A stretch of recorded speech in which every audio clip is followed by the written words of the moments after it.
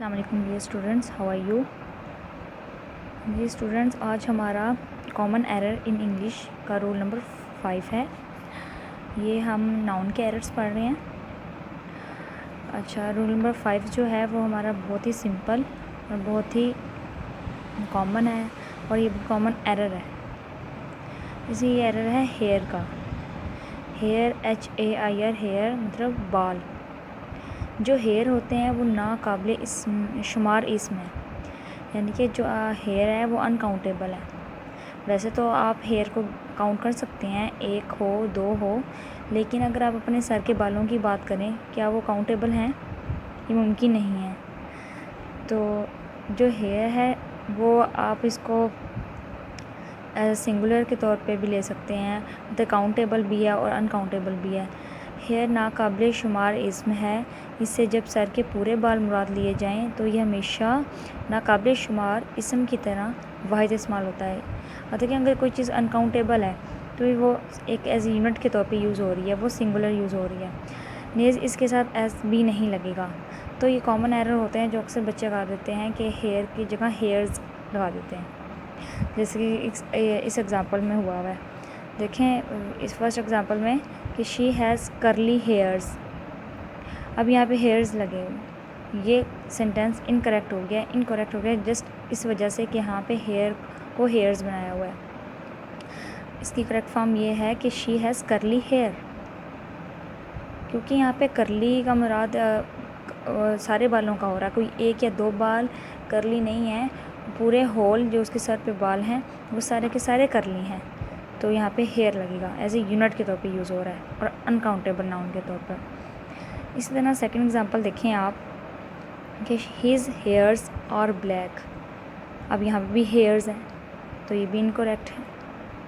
इसकी सही फॉर्म होगी हिज हेयर इज़ ब्लैक।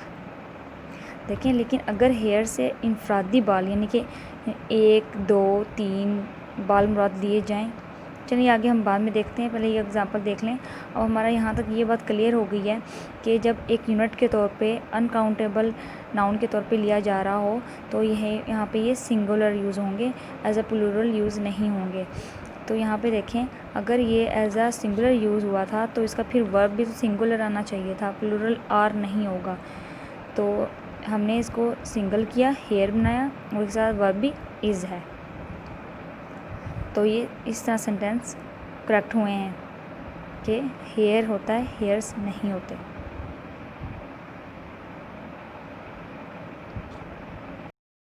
ये देखें, अगर अब यहाँ पे लेकिन अगर हेयर को लेके अगर हेयर से इनफरादी बाल, इनफरादी यानी कि अलग अलग, यानी 1 2 3 बाल मुराद दिए जाएं तो वाहिद या और जमा दोनों के तौर पे इस्तेमाल हो सकता है।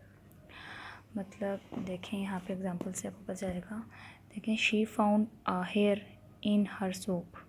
यहाँ पे एक बाल की बात हो रही है, किसी यूनिट के तौर पे नहीं यूज़ हो रहा ये कि ऐसे बाल नहीं हैं जो काउंट ना किए जा सकते हैं। देखें, आप 1 2 या 3 बाल तो काउंट कर सकते हैं ना, जो पॉसिबल है भी।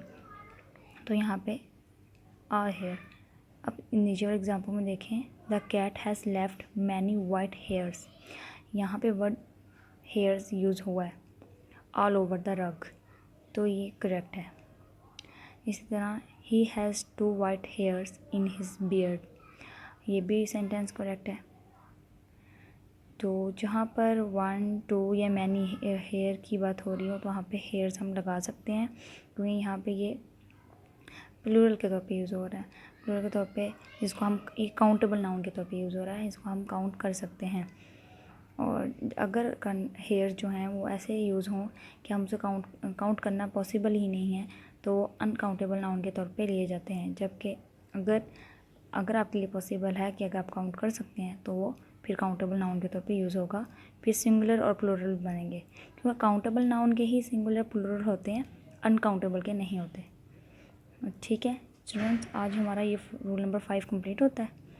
अगर आपको ये रूल आपने अब इसकी प्रैक्टिस भी करनी है डेली वाइज और आपको पसंद आया तो आप don't forget to subscribe my channel and also press the bell icon. Thank you very much.